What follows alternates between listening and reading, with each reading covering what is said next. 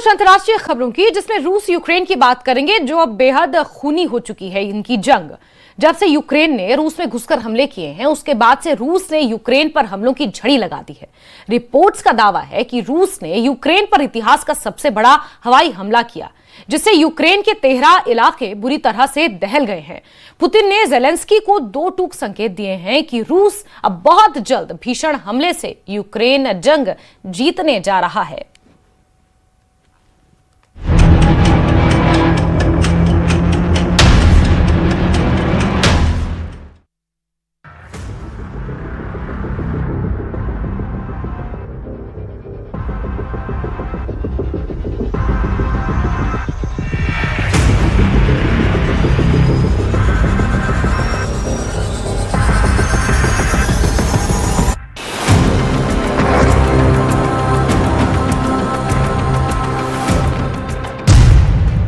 Ukraine पर इतिहास का सबसे बड़ा हमला, रूस ने उड़ाए चीथड़े।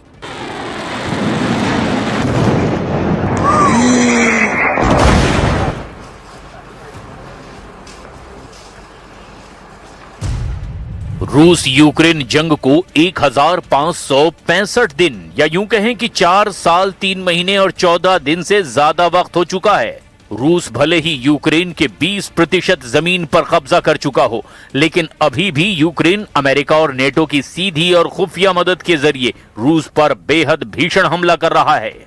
सेंट पीटर्सबर्ग के पास रूसी नौसैनिक बेस पर जिस तरह से यूक्रेन ने तूफानी ड्रोन हमला किया, उसने पुतिन के तन बदन में आग लगा दी है। दावा किया जा रहा है कि रूस ने एक साथ 236 आत्मघाती ड्रोन से यूक्रेन के अलग अलग इलाकों पर हमले किए हैं, जिसने यूक्रेन के इलाकों के चीथड़े उड़ाकर रख दिए। इधर पुतिन ने ऐलान कर दिया कि अब कोई समझौता यूक्रेन से नहीं होगा और जब तक सभी टारगेट रूस पूरे नहीं कर लेगा, तब तक हमले नहीं रोकेगा। इधर ब्रिटेन के पीएम कीर स्टारमर ने बयान दिया कि रूस यूक्रेन के साथ साथ नेटो देशों पर सीधे हमला करने की बहुत बड़ी तैयारी कर रहा है। लेकिन हम शुरुआत करते हैं यूक्रेन पर अब तक के युद्ध के सबसे बड़े सीरियल ड्रोन हमले की खबर से, जिसने यूक्रेन को भारी नुकसान पहुंचाया है। चीख पड़े ज़ेलेंस्की, नहीं रुकेंगे पुतिन।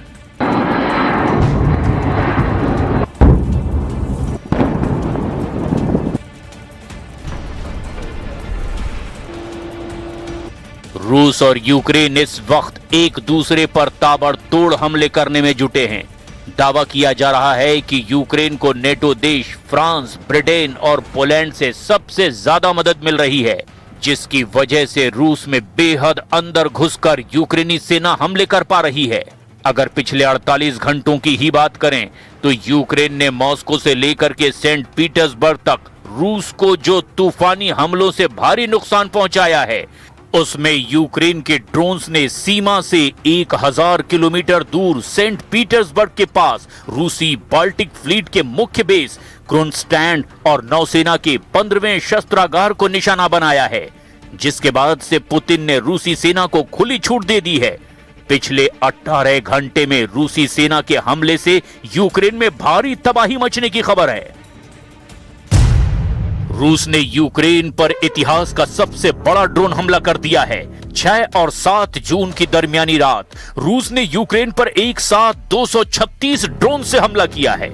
रूस ने इन ड्रोन्स को यूक्रेन पर 7 अलग अलग दिशाओं से दागा है, जैसे ब्रांस्क, कुर्स्क, ओरेल, मिलरोवो, प्रिमोर्स्को, अक्सक और कब्जे वाले क्रीमिया के चौड़ा से लॉन्च किया था, ताकि यूक्रेनी सुरक्षा घेरे को भ्रमित किया जा सके। सबसे ज्यादा तबाही इन इलाकों में दर्ज की गई है। अब आप ये भी जान लीजिए कि यूक्रेन पर कहां-कहां हमले हुए। ज़ापोरिज़िया, यूक्रेन का ज़ापोरिज़िया रूसी ड्रोन हमलों से सबसे ज्यादा प्रभावित हुआ है। यहां रूस ने ऊर्जा के बुनियादी ढांचे पर सीधा प्रहार किया, जिससे पूरे शहर में आंशिक ब्लैकआउट हो गया।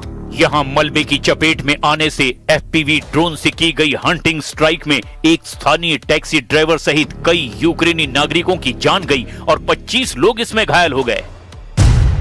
चेरनोबिल, यूक्रेनी परमाणु एजेंसी के मुताबिक एक रूसी ड्रोन चेर्नोबिल परमाणु ऊर्जा संयंत्र के पास इस्तेमाल हो चुके परमाणु ईंधन के स्टोरेज ब्लॉक की एक इमारत से जा टकराया। राहत की बात यह रही कि हमले के वक्त उस विशिष्ट कंटेनर बिल्डिंग में ईंधन मौजूद नहीं था, जिससे रेडिएशन का स्तर फिलहाल सामान्य और स्थिर बना हुआ है, लेकिन इमारत को काफी नुकसान हुआ है।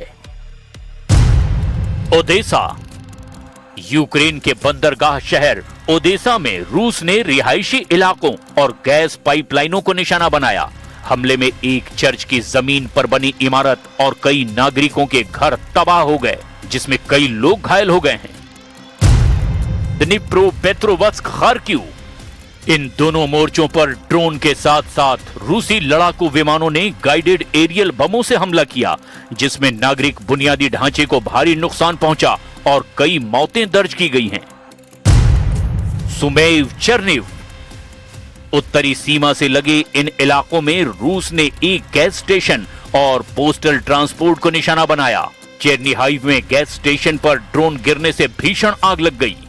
यूक्रेन की वायुसेना ने बताया कि रूस ने इस बार केवल हमलावर ड्रोन्स शाहिद, गेरबेरा और इटालमास का ही इस्तेमाल नहीं किया, बल्कि यूक्रेन के महंगे एयर डिफेंस मिसाइलों को बर्बाद करने के लिए भारी संख्या में पैरोडी नाम के डिकॉय ड्रोन्स यानी कि फर्जी ड्रोन्स भी छोड़े थे, ताकि यूक्रेनी रडार असली और नकली ड्रोन में फर्क ही न कर पाएं। यूक्रेनी सेना का दावा है कि उसके एयर डिफेंस ने रूस के 236 ड्रोन्स में से 215 ड्रोन्स को हवा में ही मार गिराया या इलेक्ट्रॉनिक जैमिंग से नष्ट कर दिया, जिसे अब तक का सबसे बड़ा सफल इंटरसेप्शन माना जा रहा है। इधर यूक्रेनी राष्ट्रपति व्लादिमीर जेलेंस्की ने रूसी राष्ट्रपति व्लादिमीर पुतिन को एक खुला पत्र भेजकर आमने सामने की बैठक और फिर पूर्ण विराम का प्रस्ताव दिया। हालांकि पुतिन ने इसे खारिज करते हुए रूसी अर्थव्यवस्था को मजबूत बताया। Обратил внимание на время пребывания справедливых выборов. Ну, так случилось, его не допустили тогда до власти. Но если бы он был, отвечает никаким международным стандартам по обеспечению. Эти атаки, конечно, ничего хорошего с собой не несут, более того, они наносят нам определенный ущерб. Но когда инвесторы принимают... यूक्रेन ने 236 में से 215 ड्रोन्स को हवा में ही मार गिराने का दावा किया। रूस के सीधे हमले में 17 आत्मघाती यूक्रेन के डिफेंस को भेदने में कामयाब रहे, जिन्होंने 13 अलग अलग ठिकानों पर सीधे विस्फोट किए। रूस के मार गिराए गए ड्रोन्स का जलता हुआ मलबा 9 अलग अलग रिहायशी और औद्योगिक इलाकों में गिरा, जिससे कई इमारतों में आग भी लग गई। इस हमले की वजह से यूक्रेन के कई हिस्सों में ग्रिड फेल हो गया और बिजली चली गई। शुरुआती रिपोर्ट्स के मुताबिक अलग अलग प्रांतों में कम से कम 7 नागरिकों की मौत की खबर है। 61 से ज्यादा लोग इसमें गंभीर रूप से घायल भी हुए। यूक्रेन पर पुतिन के 5 गुना हमले, कीव से खार्किव तक खूनी गदर। इस वक्त रूस यूक्रेन मुख्य रूप से 2 हिस्सों में बढ़ चुका है, जमीनी मोर्चा, हवाई और ड्रोन युद्ध। यूक्रेन ने खुफिया सैटेलाइट गाइडेड ड्रोन्स के जरिए रूस के सबसे महत्वपूर्ण लैंड रूट मेलिटोपोल चौनहार पर पूरी तरह से फायर कंट्रोल स्थापित कर लिया है। इसका मतलब है कि क्रीमिया में मौजूद रूसी सेना की रसद और हथियारों की सप्लाई लाइन अब यूक्रेनी तोपों की जद में है। खबर तो ये भी है कि खुफिया सैटेलाइट इमेजरी से पता चला है कि क्रीमिया के तट पर एक संदिग्ध रूसी पोत पर यूक्रेनी नौसैनिक ड्रोन्स ने हमला किया, जिसके बाद तुर्की कोस्ट गार्ड को रेस्क्यू के लिए आना पड़ा। जो ताजी रिपोर्ट अब आ रही है वो बेहद चौंकाने वाली है।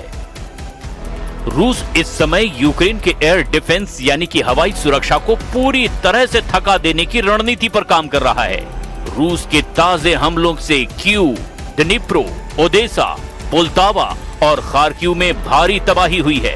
हाल ही में जून के शुरुआती दिनों में रूस ने कीव और द्निप्रो पर अब तक का सबसे बड़ा हवाई हमला किया, जिसमें सैकड़ों नागरिक मारे गए।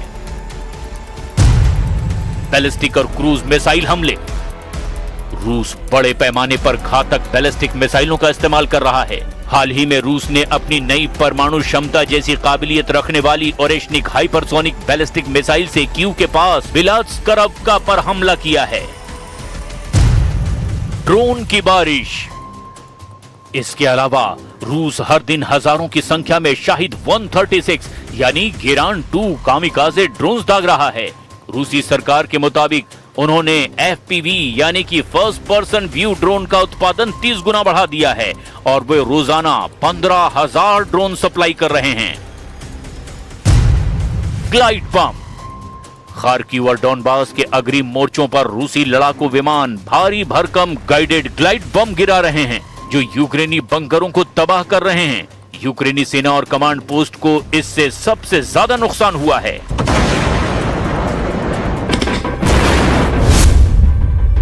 सीज फायर नहीं करेंगे पुतिन, आखिरी हमला शुरू। यूक्रेनी सेना ने पूर्वी रणनीतिक शहर पोक्रोवस्क पर भी बहुत बड़े रूसी हमले की सूचना दी है। यूक्रेनी सेना का दावा है कि रूस ने पोक्रोवस्क में लगभग 1,56,000 सैनिकों से हमला शुरू कर दिया है।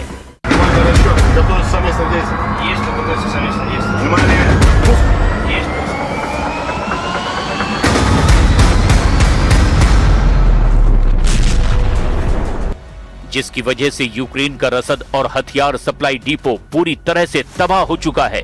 यूक्रेन की 7वीं रैपिड एक्शन कोर के मुताबिक हमला करने के लिए रूसियों ने बख्तरबंद वाहनों, कार और मोटरसाइकिलों का भी इस्तेमाल किया है। रूसी काफिलों ने पोक्रोवस्क शहर के दक्षिणी हिस्से से लेकर उत्तरी हिस्से की ओर घुसने का प्रयास किया। रूसी सैनिक महीनों से छोटी पैदल सेना के ग्रुप में शहर के भीतर घुसते जा रहे हैं ताकि पूर्वी यूक्रेन के पूरे औद्योगिक डॉनबास क्षेत्र पर रूस का कब्जा हो सके। मॉस्को के इस खास अभियान के एक महत्वपूर्ण हिस्से के रूप में इस पूर्वी रसद केंद्र पर कब्जा कर सकें। ताजा खुफिया रिपोर्ट्स और युद्ध के मैदान की स्थिति को देखते हुए रूसी राष्ट्रपति व्लादिमीर पुतिन इस समय अपने सबसे आक्रामक और कड़े रुख में हैं। इसके पीछे कई रणनीतिक कारण भी है।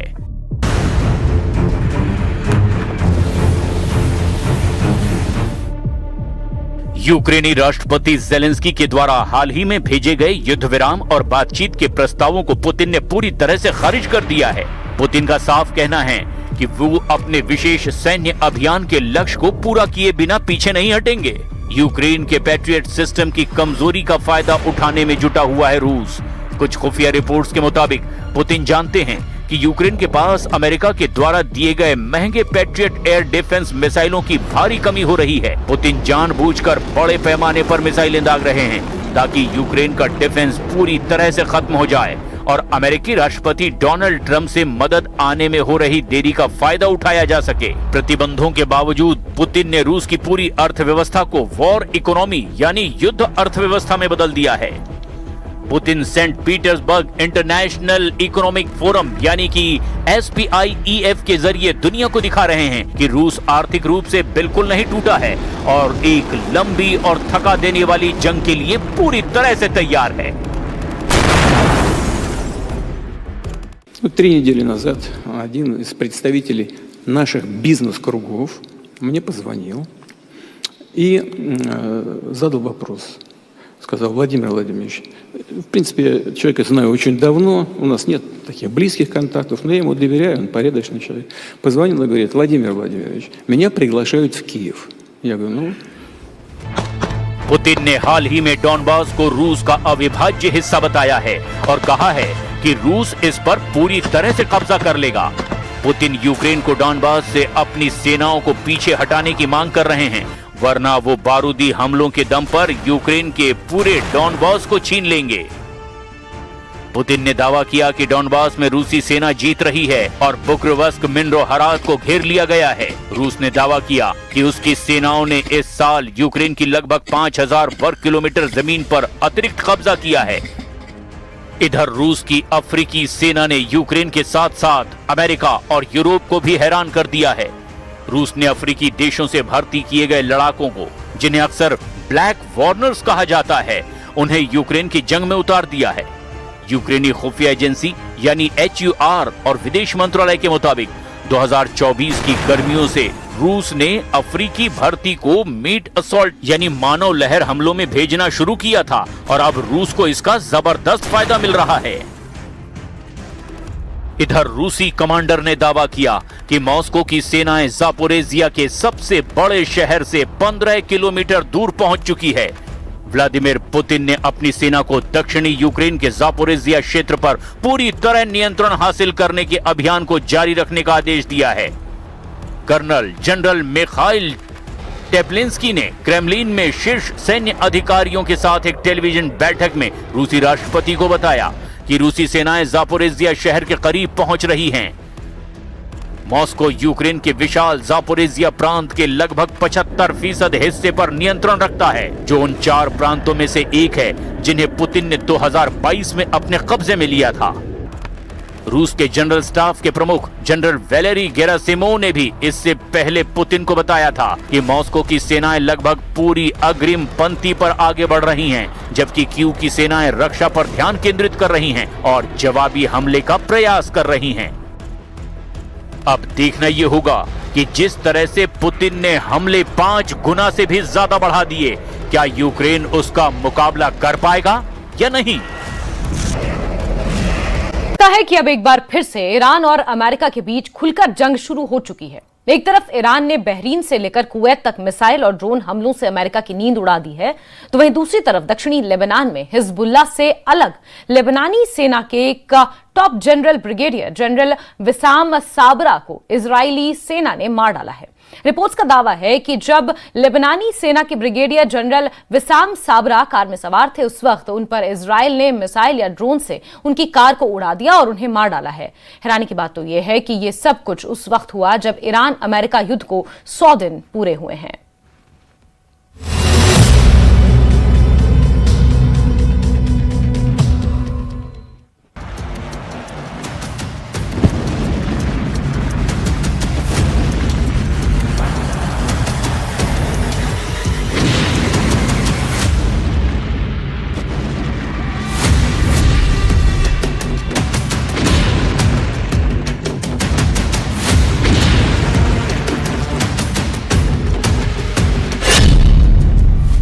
ईरान युद्ध के 100 दिन, लेबनान में मारा टॉप जनरल।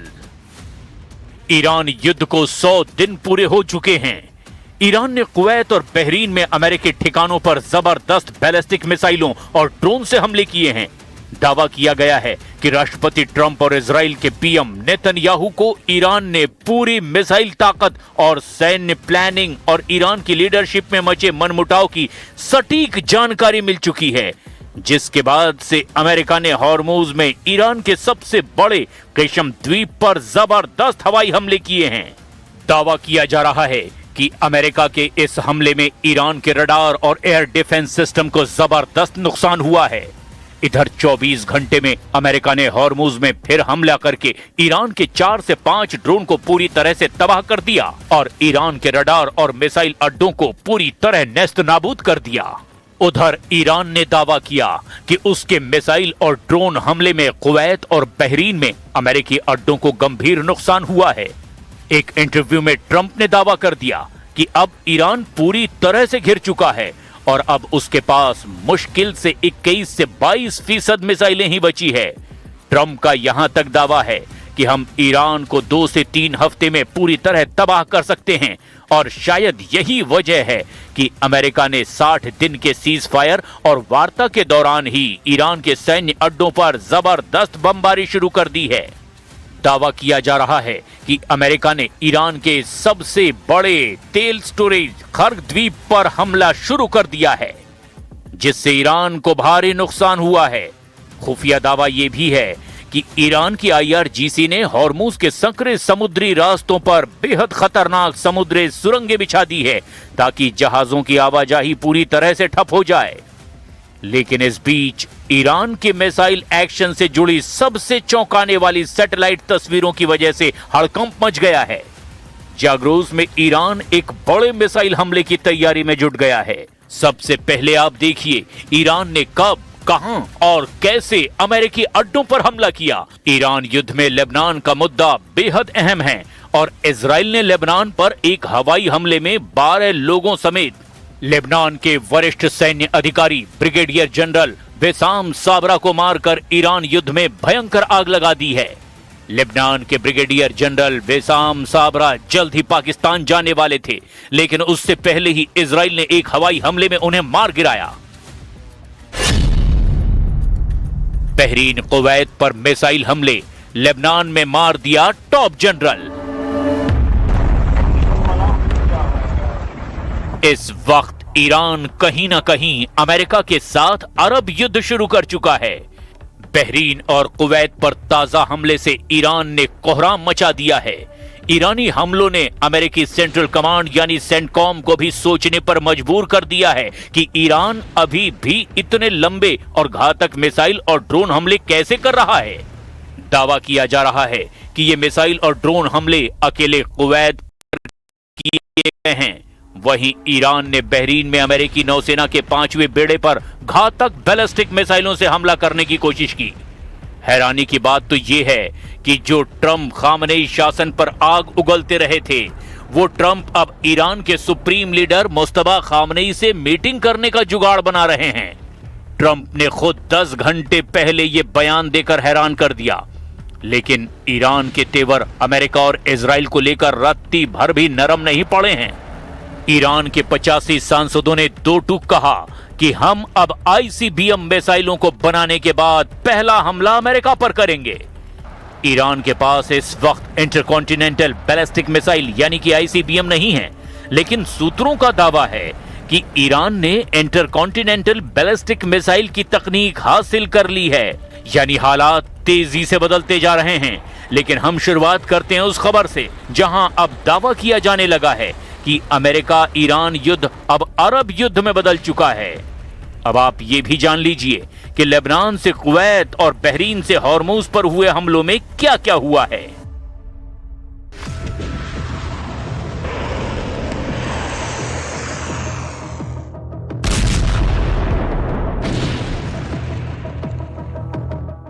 सात जून को कुवैत और बहरीन पर ईरान के द्वारा किए गए मिसाइल और ड्रोन हमलों को लेकर खुफिया एजेंसियों ने रिपोर्ट जारी की है।